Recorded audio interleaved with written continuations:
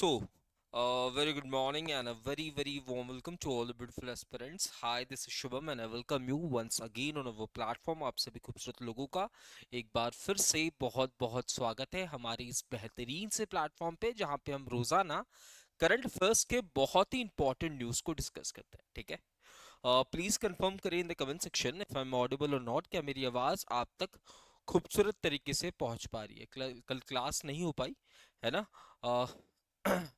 थोड़ा स्टूडियो में काम चल रहा था किसी वजह से, है ना। कैमराज एंड ऑल जो है वो चेंज हो रहे हैं, तो अब से जो है वो रेगुलर सेशन जो है वो मैं लेने वाला हूँ और उसी प्लान पे लेने वाला हूँ जिस प्लान पे मैंने आपसे वादा किया था, जहाँ पे हम लोग वीकली बैंकिंग अफेयर्स के भी न्यूज़ को डिस्कस करेंगे। ठीक है, चलिए तो बढ़ते हैं आज के पहली न्यूज़ की तरफ। द वेरी फर्स्ट न्यूज़ आप सभी के सामने है। क्या कह रहा है पहला न्यूज़, ध्यान से देखते हैं। तो पहला न्यूज़ है मीटिंग्स एंड समिट्स, यानी कि कहीं पे कोई बैठक हुई होगी। ठीक है, वेरी गुड मॉर्निंग। चलिए, आपसे पूछा है कि prime minister Narendra Modi recently inaugurates rising north east investors summit in which state या फिर यूनियन टेरिटरी। तो किस स्टेट या फिर यूनियन टेरिटरी में प्रधानमंत्री नरेंद्र मोदी जी ने rising north east investors summit को इनॉग्रेट किया है। तो इसको इनॉग्रेट किया गया है न्यू दिल्ली के अंदर। कहां पे इनॉग्रेट किया गया है? न्यू दिल्ली के अंदर इसे इनॉग्रेट किया गया है। ठीक है, अब देखो इस समिट का मोटिव क्या होने वाला है। इस समिट का मोटिव है, देखो नॉर्थ ईस्ट इंडिया ना हमेशा से अपने आप को बाइफरगेट समझता आया है। नॉर्थ ईस्ट इंडिया अपने आप को हमेशा से मार्जिनलाइज समझता आया हुआ है कि हम तक गवर्नमेंट्स का ध्यान बहुत ज्यादा नहीं जाता है। ठीक है, और इसी वजह से आप देखोगे वहां पे कॉन्फ्लिक्ट्स भी बहुत ज्यादा देखने को मिलते हैं। तो यहाँ पे नॉर्थ ईस्ट इंडिया के अंदर जो ग्रोथ है, इसे एसिलरेट करने के लिए, ग्रोथ को एसिलरेट करने के लिए यहाँ पे समिट को आयोजित किया गया है। ठीक है, कहाँ पे हो रहा है भैया? न्यू दिल्ली के अंदर। न्यू दिल्ली के अंदर कहाँ पे हो रहा है? तो भारत मंडपम में। कहाँ पे हो रहा है? भारत मंडपम के अंदर, है ना, भारत मंडपम के अंदर। कब से कब तक हो रहा है? तो 23 मई से लेकर 24 मई तक ये कंक्लूड हो चुका है। ठीक है, तो प्राइम मिनिस्टर नरेंद्र मोदी जी ने 23 मई को भारत मंडपम, जो कि न्यू दिल्ली में है, यहां से क्या इनिशिएट किया है? एक समिट जिसका नाम है नॉर्थ ईस्ट इन्वेस्टर्स समिट। जहां पे क्या होगा? नॉर्थ ईस्ट रीजन के अंदर हम कैसे इन्वेस्टमेंट को एसिलरेट कर सके, कैसे ग्रोथ को एसिलरेट कर सके, कैसे ज्यादा से ज्यादा इन्वेस्टर्स को ल्यूर कर सके, इस वजह से समिट को कंडक्ट किया जा रहा है। ठीक है, I the very next news is sports and games से रिलेटेड। आपसे पूछा है कि who recently sets record for the fastest 13,000 runs in test cricket. ठीक है, तो यहां पे टेस्ट क्रिकेट की बात हो रही है। तो टेस्ट क्रिकेट की बात करूं तो टेस्ट क्रिकेट में most number of centuries, most centuries, है ना, मोस्ट रन्स, मोस्ट मैचेस, इन तीनों का रिकॉर्ड, इसके अलावा भी बहुत सारे रिकॉर्ड्स हैं, ये मोटे मोटे रिकॉर्ड्स की बात कर रहा हूं। तो ये तीनों रिकॉर्ड्स किसके नाम पे है? सचिन रमेश तेंदुलकर। किसके नाम पे है? सचिन रमेश तेंदुलकर जी के नाम पे। बट इन्होंने जो 13,000 रन्स कंप्लीट किए थे ना, 13,000 रन्स कंप्लीट किए थे, उसके लिए ज्यादा इनिंग्स लिए थे। अब हुआ ये है कि 13,000 रन्स को कंप्लीट किया है किसी बैट्समैन ने, बट सबसे कम नंबर ऑफ मैचेस लिए हैं, है ना। 13,000 रन्स को कंप्लीट किया है किसी बैट्समैन ने, बट सबसे कम नंबर ऑफ मैचेस लिए हैं। कितने मैचेस लिए हैं? 153। तो 153 मैचेस में 13,000 रन्स कंप्लीट करने वाले जो बैट्समैन है वो कौन हो जाएंगे? इंग्लैंड के जो रूट। कौन हो जाएंगे? इंग्लैंड के जो रूट हो जाएंगे। अच्छा, इससे पहले ये रिकॉर्ड किसके नाम पे था? तो इससे पहले 13,000 runs less number of matches में किसने स्कोर किए थे? तो जैक कैलिस ने स्कोर किए थे। किसने स्कोर किए थे? जैक कैलिस ने स्कोर किए थे, जब इन्होंने 159 मैचेस में 13,000 रन स्कोर किया था। ठीक है, और ये साउथ अफ्रीका के ऑलराउंडर थे। ठीक है, ऑल टाइम ऑलराउंडर्स की बात करूं तो इन्हें नंबर 1 पे रखा जाता है।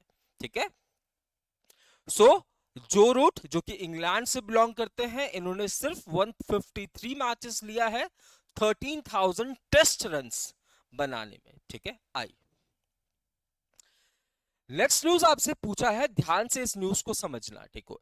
देखो क्रिकेट में आपने देखा होगा, क्रिकेट में बहुत सारे टूर्स होते हैं, ठीक है। टूर्स मतलब जैसे अभी इंडिया इंग्लैंड जाएगी, फिर इंडिया कहीं और किसी और कंट्री में जाएगी, फिर कोई और कंट्री इंडिया में आएगी। ऐसे तो बहुत सारे मैचेस होते हैं, बट जो मेन मैचेस होते हैं वो कौन कौन सा होता है? तो भैया आप बोलोगे इसे टेस्ट चैंपियनशिप मेन मैच होता है क्रिकेट का, आप कहोगे T20 world cup main match होता है, T50 ODI world cup main match होता है, चैंपियंस ट्रॉफी मेन मैच होता है ना। तो मेन मैचेस जो है ना, वो बहुत कम होते हैं। बट वहीं अगर मैं बात करूं, वैसे मैचेस तो बहुत सारे होते हैं, जैसे अभी इंडिया इंग्लैंड जाएगा, जिम्बाब्वे कहीं और गया है, कोई कहीं और गया है। तो टेनिस में भी, अगर मैं टेनिस में टूर्नामेंट्स की बात करूं, टेनिस में अगर मैं टूर्नामेंट्स की बात करूं, तो मेजर तो ग्रैंड स्लैम्स 4 ही होते हैं, है ना। ग्रैंड स्लैम्स तो 4 ही होते हैं। कितने होते हैं? ओहो भाई साहब, ओहो जादू। टेनिस की बात करूं तो ग्रैंड स्लैम्स तो 4 ही होते हैं, ठीक है। ग्रैंड स्लैम्स कितने होते? 4 होते हैं। बट टूर्स तो बहुत सारे होते होंगे। अब आपसे क्वेश्चन पूछा है कि वो कौन से व्यक्ति हैं जो कि 100 एटीपी टूर टाइटल्स जीतने वाले सिर्फ तीसरे ही टेनिस प्लेयर, जो कि 100 टूर टाइटल्स जीतने वाले तीसरे ही व्यक्ति हैं। वो कौन हो जाएंगे? सर्बिया के नोवाक जोकोविच, है ना। सर्बिया के नोवाक जोकोविच। इन्होंने कितने एटीपी टूर टाइटल्स जीत लिया है? तो 100 एटीपी टूर टाइटल्स इन्होंने जीत लिया है। 100 ATP tour titles singles category में जीत लिया है। तो आप कहोगे सर पहले दूसरे नंबर पे कौन है? तो पहले नंबर पे जिमी कॉनर्स है, इन्होंने 109 टू टाइटल जीता है। कौन है? जिमी कॉनर्स है, इन्होंने 109 टू टाइटल जीता है। और सेकंड नंबर पे आपको रॉजर फेडरर देखने को मिलेंगे, जिन्होंने 103 एटीपी सिंगल्स टू टाइटल्स जीता है। तो टेनिस में ग्रैंड स्लैम्स तो 4 ही होते हैं, बट और भी बहुत सारे इवेंट्स होते हैं। तो ये इवेंट्स की बात मैं कर रहा हूं, तो 100 एटीपी सिंगल्स टूर टाइटल्स जीतने वाले तीसरे टेनिस प्लेयर कौन हो जाएंगे? तो नोवाक जोकोविच। पहले नंबर पे जिमी कॉनर्स, इनके पास 109 टूर टाइटल्स है। दूसरे नंबर पे रॉजर फेडरर, इनके नाम पे 103 टूर टाइटल्स है। वहीं में अगर मैं ग्रैंड स्लैम की बात करूं, ग्रैंड स्लैम तो 4 होता है ना। ग्रैंड स्लैम क्या होता है? 4 होता है, ठीक है। ग्रैंड स्लैम्स की बात करूं, फटाफट से कमेंट सेक्शन में बताइए कि वुमेन्स कैटेगरी में most number of grand slam किसने जीता है? वुमेन्स कैटेगरी में most number of grand slam किसने जीता है? मेंस कैटेगरी की बात करूं तो most number of grand slam जीता है नोवाक भाई साहब ने, जो कि सर्बिया से बिलोंग करते हैं। इन्होंने 24 ग्रैंड स्लैम जीते हैं। दूसरे नंबर पे रफेल नडाल, इन्होंने 22 ग्रैंड स्लैम्स जीते हैं। एंड तीसरे नंबर पे रॉजर फेडरर, इन्होंने 21 ग्रैंड स्लैम जीते हैं, ठीक है। वहीं मैं विमेन्स सिंगल्स की बात करूं, ध्यान से विमेन सिंगल्स की बात करूं, तो विमेन सिंगल्स में most number of grand slam के मामले में सेकंड पोजीशन पे है सेरेना विलियम्स। कौन है? Serena Williams. इन्होंने कितने ग्रैंड स्लैम जीते हैं? 23 ग्रैंड स्लैम जीते हैं। एंड फर्स्ट पोजीशन पे जो है, इनके पास 24 ग्रैंड स्लैम है। कमेंट सेक्शन में फटाफट से बता देंगे। अरे वाह, कौन हो जाएंगी? Margaret court. कौन हो जाएंगी? मार्गरेट कोर्ट हो जाएंगी, ठीक है, with 24 grand slam, Margaret court. अच्छा, ऑस्ट्रेलियन ओपन तो हो चुका है ना। सबसे पहला कौन सा होता है? ऑस्ट्रेलियन ओपन होता है, फिर फ्रेंच ओपन होता है, फिर विंबलडन होता है, एंड फिर होता है आपका यूएस ओपन। तो पहला वाला तो हो चुका है। कमेंट सेक्शन में बताइए कि मेंस कैटेगरी में कौन जीत रहे हैं, वुमेन्स कैटेगरी में कौन जीत रही है। ये ऑलरेडी चल रहा है, ठीक है, ये ऑलरेडी चल रहा है, ये कंटिन्यू चल रहा है। इसका मुझे कमेंट सेक्शन में बताइए। चलो, next news is national and state affairs से रिलेटेड। ध्यान से समझना, कह रहा है गुटाला ड्राउट, ड्राउट का मतलब होता है सूखा, Gutala drought inscription recently discovered in which state that marks the first known historical record of India to document a mass humanitarian disaster due to drought। मतलब ध्यान से समझना, एक ऐसा इवेंट हुआ था हिस्ट्री में जिस इवेंट को रिकॉर्ड किया गया था, कैमरा से रिकॉर्ड नहीं किया गया था, इस इवेंट को रिकॉर्ड किया गया था इंस्क्रिप्शंस में, है ना। चाहे वो मेटल का इंस्क्रिप्शन हो, मेटल्स पे किया गया होगा, या फिर रॉक्स पे इंस्क्रिप्शन किया गया होगा, ठीक है। आपसे बोला गया है कि जो इंस्क्रिप्शन है ये कहां पे पाया गया है, जहां पे इस इंस्क्रिप्शन में बताया गया है, कौन से लैंग्वेज में, कन्नड़ लैंग्वेज में, कन्नड़ लैंग्वेज में ये बताया गया है कि किसी पर्टिकुलर ईयर में इतने लोग मरे थे, किस वजह से, सूखे की वजह से, सूखे की वजह से। बताइए। हाँ जी, Jannik Sinner and Madison Keys, पूरा नाम याद नहीं आएगा, है ना, तो कीज से याद रख लेना, ठीक है। तो यहां पे देखो क्या हुआ, देखो मैं यहां बताता हूं।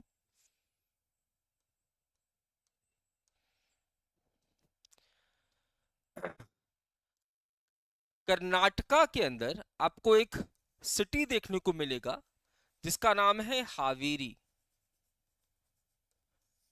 यहां पे एक मेटल या फिर रॉक पे इंस्क्रिप्शन देखने को मिला है, मेटल या फिर रॉक पे इंस्क्रिप्शन देखने को मिला है। ये इंस्क्रिप्शन कौन सी भाषा में है, कन्नड़ भाषा में, कन्नड़ भाषा में। ये इंस्क्रिप्शन हमें क्या बता रहा है, ये इंस्क्रिप्शन कह रहा है कि भैया साल साल 1539 सेंचुरी में 18 अगस्त 1539 सेंचुरी में, है ना, सूखा आया था इस रीजन पे, सूखा आया था इस रीजन पे, जिसकी वजह से 6307 लोगों की डेथ हुई थी, 6307 लोगों की डेथ हुई थी। और इसके बारे में कन्नड़ भाषा में लिखा हुआ है। ये इंस्क्रिप्शन कौन से टेंपल पे देखा जा रहा है, तो चंद्रशिखरा टेंपल, है ना, चंद्रशिखरा टेंपल,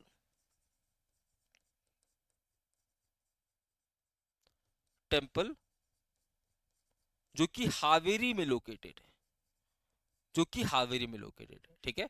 तो कर्नाटका के हावेरी में एक टेंपल है, यहां पे इंस्क्रिप्शन देखा गया है, मेटल या फिर रॉक से इंस्क्रिप्शन किया गया है। बताया गया है कि 18 अगस्त इस पर्टिकुलर ईयर में, है ना, सूखा पड़ा था इस रीजन में, जिसकी वजह से इतने लोगों की जान गई थी, है ना, इतने लोगों की जान गई थी। क्लियर है बात। नमस्ते भैया। और इसी को हम लोग क्या कह रहे हैं, इसी को हम लोग गोटाला ड्राउट के नाम से जान रहे हैं, इसी को हम लोग गोटाला ड्राउट के नाम से जान रहे हैं, ठीक है। आइए अगली न्यूज की तरफ बढ़ते हैं। ये देखो सूखा का वो इंस्क्रिप्शन है जिसे मेटल या फिर रॉक, है ना, अभी तक जो पीआईबी की न्यूज आई थी उसमें डिस्क्लोज नहीं किया गया था कि किस चीज से इंस्क्रिप्शन किया गया है। क्लियर है ना।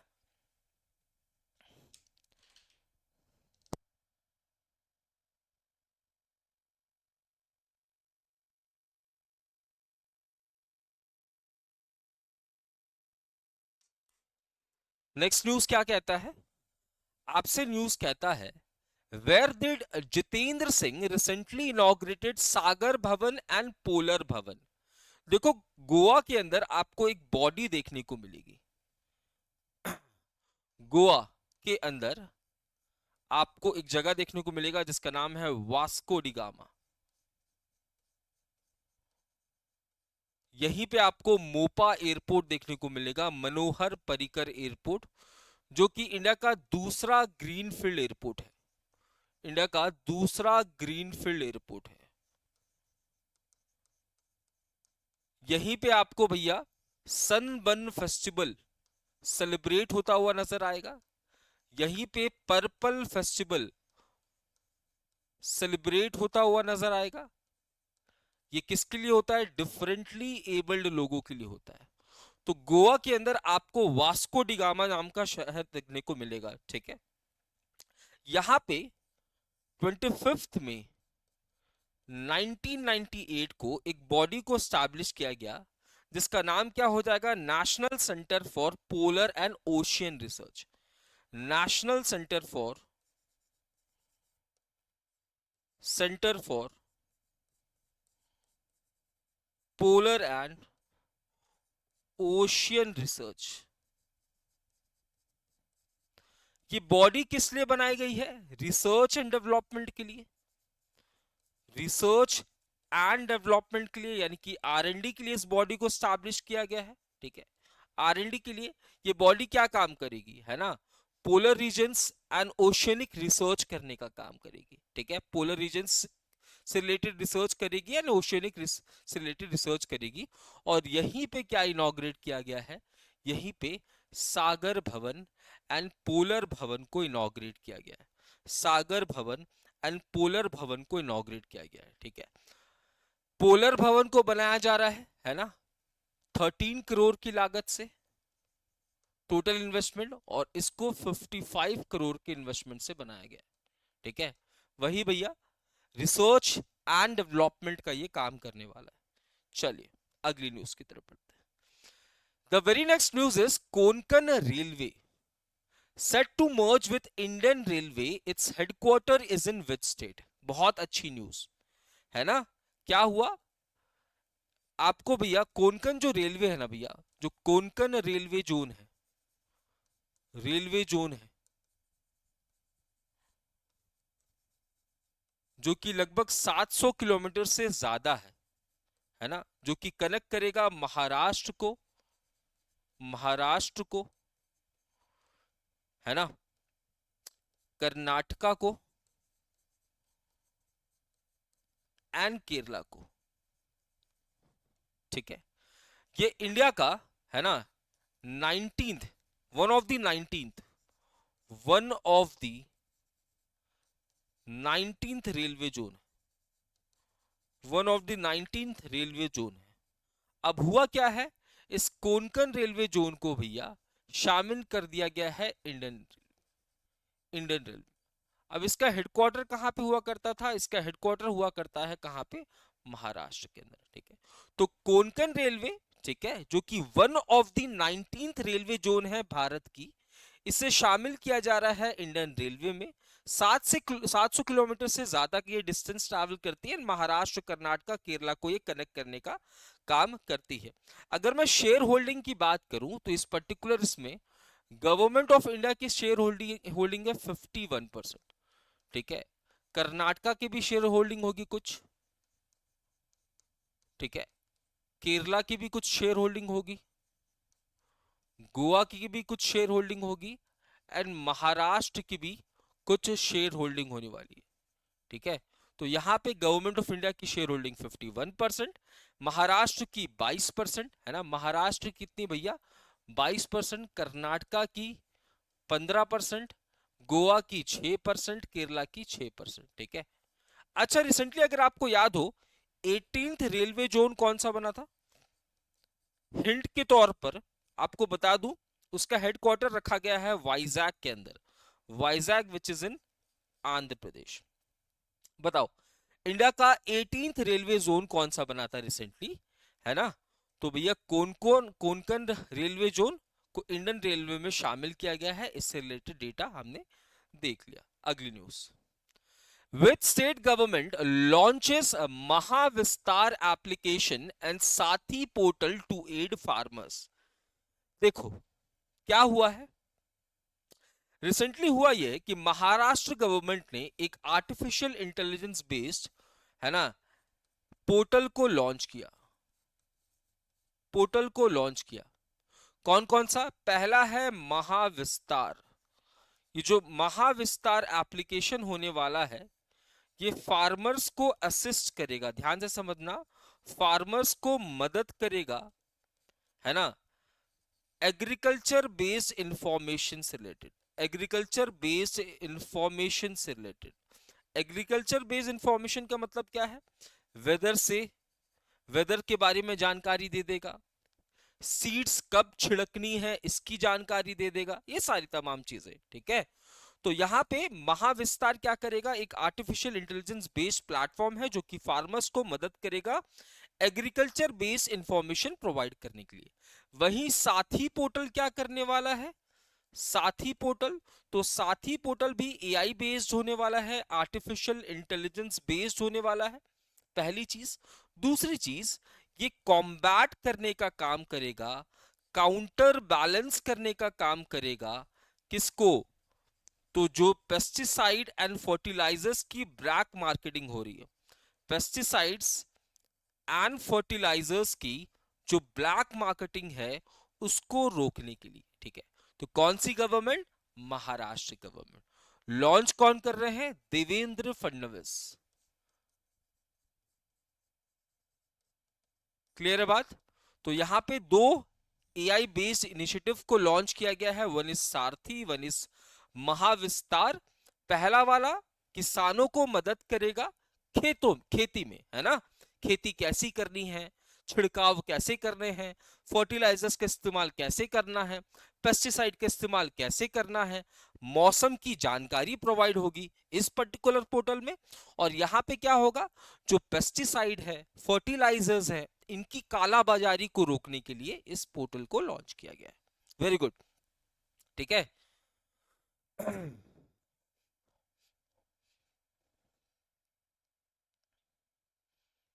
साउथ कोस्ट रेलवे जोन, ठीक है, साउथ कोस्ट रेलवे जोन कौन सा वाला था, 18वां वाला साउथ कोस्ट रेलवे जोन, मैं लिख भी देता हूं, south coast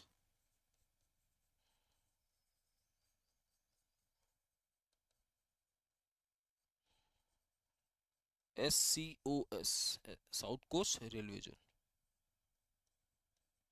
I. With state forest department launches state का पहला साइकैड गार्डन। सबसे पहले साइकाड क्या होता है, आपने पाम ट्री देखा होगा, ठीक है, पाम ट्री इसी प्रकार की ये एक प्लांट होती है जो कि ट्रॉपिकल एंड सब ट्रॉपिकल रीजन्स में पाई जाती है, ट्रॉपिकल एंड सब ट्रॉपिकल रीजन्स में पाई जाती है। तो हुआ क्या है, उत्तराखंड गवर्नमेंट ने यानी कि पुष्कर सिंह धामी सरकार ने, है ना, हल्द्वानी के अंदर, हल्द्वानी के अंदर साइकेड गार्डन को इनॉग्रेट किया है, साइकेड गार्डन को इनॉग्रेट किया है, पहली बात। दूसरी चीज, यहां पे 30 साइकेड स्पीसीज के ट्रीज आपको देखने को मिलेंगे, जिसमें से 17 तो इंडेंजर्ड है, यानी कि इनकी तादाद काफी ज्यादा कम है, ठीक है।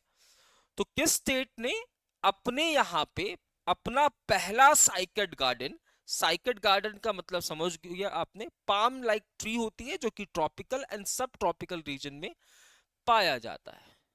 चलो, आपसे पूछा है election commission of India. Election commission of India की बात हो रही है तो इसे स्टैब्लिश किया जाता है as a constitutional body under article 3 to 4 of the Indian constitution, ठीक है, इंडियन कॉन्स्टिट्यूशन। मुझे कमेंट सेक्शन में कौन बताएगा कि ये कब स्टैब्लिश होता है, कब स्टैब्लिश हो रहा है भैया। तो याद रखना 25 जनवरी 1950, है ना, 25 जनवरी 1950 को ये स्टैब्लिश हो रहा है, और इसी दिन हम लोग नेशनल वोटर्स डे के तौर पर मनाते हैं, ठीक है।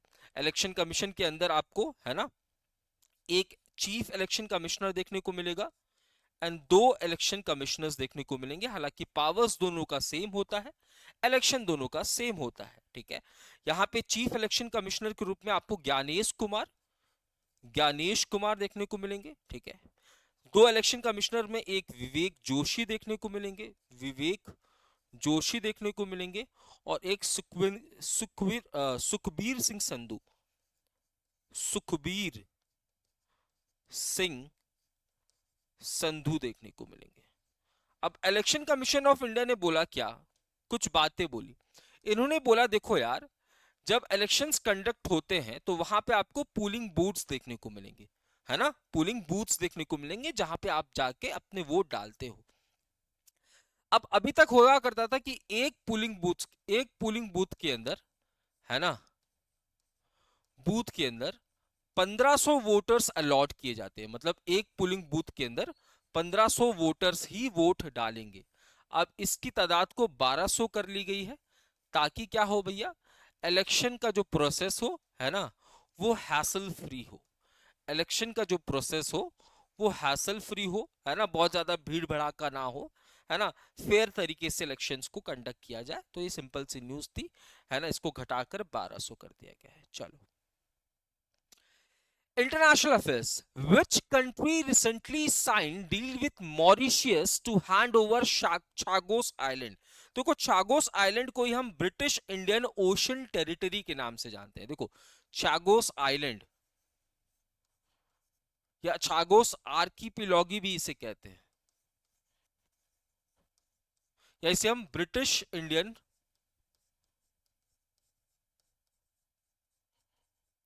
ओशन टेरिटरी के नाम से भी जानते हैं, टेरिटरी के नाम से जानते हैं। ठीक है, तो बेसिकली क्या है, ग्रुप ऑफ आइलैंड है ना। क्या है पहली बात, ग्रुप ऑफ आइलैंड। इसका लोकेशन आपको कहां देखने को मिलेगा, इंडियन ओशन के अंदर, इंडियन ओशन के अंदर। अगर मैं बहुत पुराने टाइम की बात करूं तो पहले ये फ्रेंच लोगों के पास हुआ करता था, फिर इसे ब्रिटिशर्स को दे दिया गया, है ना। फिर ब्रिटिशर्स ने भैया इसे मॉरिशस से हथिया लिया, कब, 1965 में, है ना, 1965 में। हत्याया क्या कहा जा रहा है कि भैया $3 मिलियन में इसको खरीदा गया है। $3 मिलियन में इसे तब खरीदा गया था 1965 में, है ना। किससे खरीदा गया था, मॉरिशस से। ठीक है, उसके बाद यहाँ पे इनवाइट किया गया था किसको, यूएसए को, कि भैया क्यों ना चागोस आइलैंड के अंदर आपको एक आइलैंड देखने को मिलेगा जिसका नाम है डियोगो गार्सिया, गार्सिया, यहां पे एक मिलिट्री बेस बनाया जाए। फिर एक मिलिट्री बेस यहां पे बना दिया गया था, मिलिट्री बेस बना दिया गया था। बट हमेशा से जो मॉरिशियस के लोग हैं, है ना, या छागोशियन, है ना, जिनकी नेटिव लैंड है, वो ये डिमांड कर रहे थे कि भैया ये लैंड हमारा है। अब क्या हुआ, एक ट्रीटी साइन हुई है जहां पे यूके ये कह रहा है कि हम लोग छागोस आइलैंड जो है वो मॉरिशियस को वापस कर रहे हैं। तो आप पूछेंगे सर ये डियोगो गार्सिया का क्या होगा, जहां पे यूएसए एंड यूके की मिलिट्री बेस है। तो यहाँ पे कहा गया कि आने वाले 99 ईयर्स तक, 99 ईयर्स तक हम लोग आपको एक रेंट देंगे, हाँ, या कहो आप रॉयल्टी देंगे। ठीक है, रॉयल्टी देंगे कितने का, तो 136 मिलियन पर ईयर का, $136 मिलियन पर ईयर।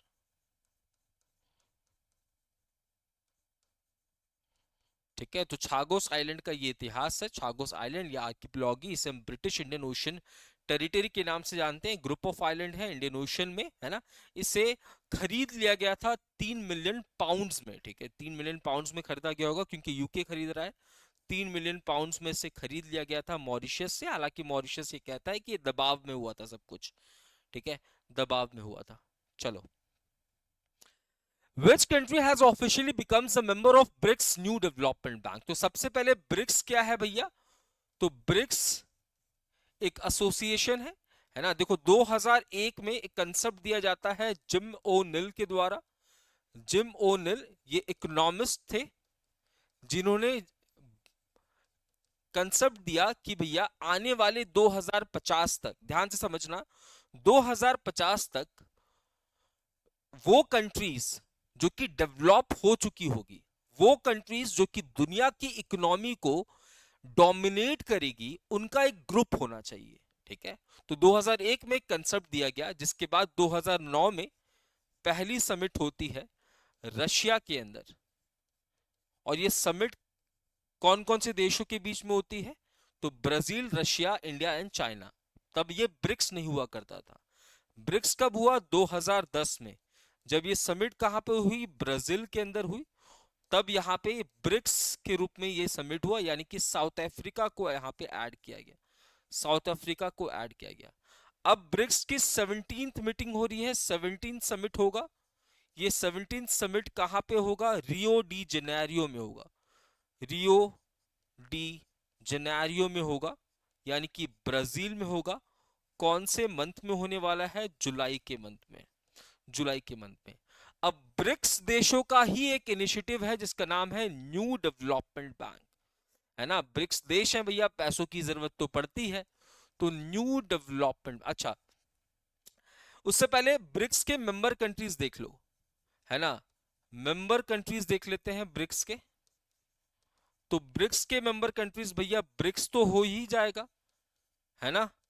ब्रिक्स तो हो ही जाएगा ब्रिक्स के मेंबर कंट्रीज में। साथ ही साथ यहां पे आपको इजिप्ट देखने को मिलेगा, यहां पे आपको इजिप्ट देखने को मिलेगा, यहां पे आपको Ethiopia, Indonesia, Iran and UAE. Ethiopia, Iran, UAE plus Indonesia, ये ब्रिक्स से क्या हो जाएंगे, मेंबर कंट्रीज हो जाएंगे, ठीक है। ब्रिक्स के मेंबर कंट्रीज हो जाएंगे। यहाँ पे ब्रिक्स मैंने इसलिए लिखा क्योंकि यहाँ Brazil, Russia, India, China, south Africa और बाकी ये देश। अच्छा, न्यू डेवलपमेंट बैंक की बात करते हैं। न्यू डेवलपमेंट बैंक का हेडक्वार्टर कहां पे, शांघाई के अंदर। शांघाई कहां पे है, चाइना में होने वाला है। शांघाई कहां पे होने वाला है, चाइना में अंदर। ये स्टैब्लिश कब हो रहा है, तो देखो इसके लिए जो रैटिफिकेशन आता है या प्रपोजल आता है 2014 में आता है, बट इस ट्रीटी को अडॉप्ट कर लिया जाता है 2015 में, ठीक है। मेंबर कंट्रीज की बात करूं तो ब्रिक्स कंट्रीज तो इसके मेंबर होंगे ही, प्लस और कौन कौन से मेंबर कंट्रीज है, तो भैया नया मेंबर कंट्री बना है अल्जीरिया, बांग्लादेश इसका मेंबर है, बांग्लादेश भी इसका मेंबर है। साथ ही साथ आप देखोगे Egypt, UAE, Uruguay. Egypt, UAE,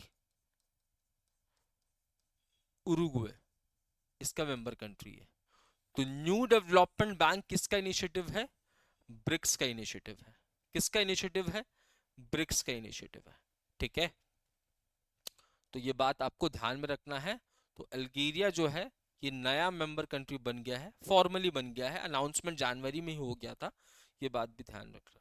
चलो, which country launches TouRise initiative to shape the future of global tourism. तो सऊदी अरेबिया क्या कह रहा है, सऊदी अरेबिया कह रहा है कि मैं एक इनिशिएटिव को लॉन्च कर रहा हूं जिसका नाम क्या है, टूराइज। देखो खुद ही समझ में आ रहा होगा, टूरिज्म को इनहांस करने के लिए, टूरिज्म को इनहांस करने के लिए सऊदी अरेबिया चाहता है कि भैया 2030 तक, 2030 तक हम इतना ज्यादा डेवलपमेंट कर देंगे ना, इतना ज्यादा डेवलपमेंट कर देंगे कि 130 मिलियन, 130 मिलियन टूरिस्ट हर साल सऊदी अरेबिया को, एवरी ईयर सऊदी अरेबिया को विजिट करेगा।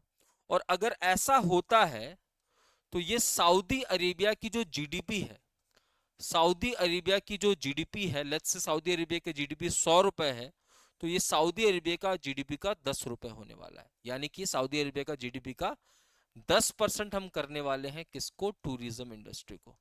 तो इस तरीके से ग्रोथ किया जाएगा, चाहे वो होटल्स हो, है ना, चाहे वो एक्सेस देना हो यूनेस्को के हेरिटेज साइट्स में, है ना, चाहे एयरपोर्ट कनेक्टिविटी स्टैब्लिश करनी हो, ये तमाम चीजें करने के बाद हम इस टारगेट को अचीव करना चाहते हैं, इस टारगेट को अचीव करना चाहते हैं, ठीक है।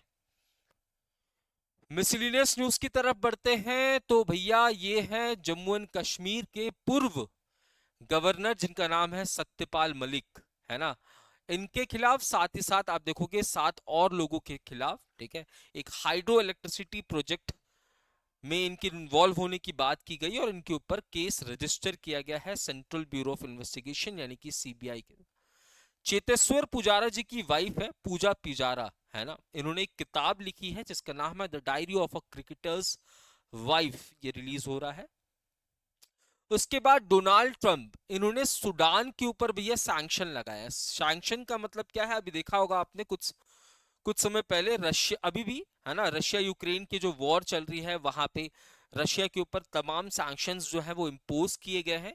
इन सैंक्शन से होता क्या है कि भैया हम लोग एक्सपोर्ट बंद कर देते हैं, ट्रेड करना बंद कर देते हैं, तुमसे माल नहीं खरीदेंगे, तुमको माल नहीं बेचेंगे, है ना, तरह तरह की चीजें। तो यहाँ पे आप देखोगे सूडान के ऊपर ये इल्जाम लगे थे कि इन्होंने केमिकल वेपन्स का इस्तेमाल किया, है ना, केमिकल वेपन्स का इस्तेमाल किया। है ना।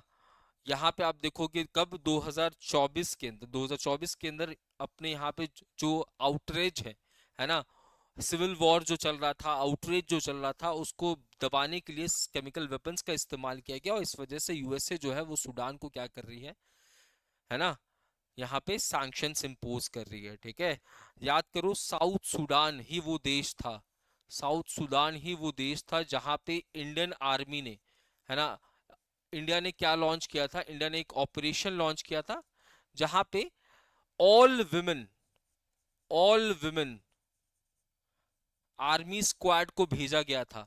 और ये पहली बार हुआ था कि किसी पीस कीपिंग मिशन में, किसी पीस कीपिंग मिशन में, किसी पीस कीपिंग मिशन में ऑल वुमेन आर्मी स्क्वाड को, ऑल वुमेन स्क्वाड को भेजा गया हो इंडियन आर्मी के द्वारा। मतलब पीस कीपिंग मिशन तो देखो यूनाइटेड नेशन सिक्योरिटी काउंसिल का डिसीजन होता है, यूनाइटेड नेशन सिक्योरिटी काउंसिल का डिसीजन होता है। इनके पास क्या है, इनके पास पीस कीपिंग फोर्सेज है, पीस कीपिंग फोर्सेज है, और इंडिया सेकंड सबसे हाईएस्ट कंट्रीब्यूट करती है।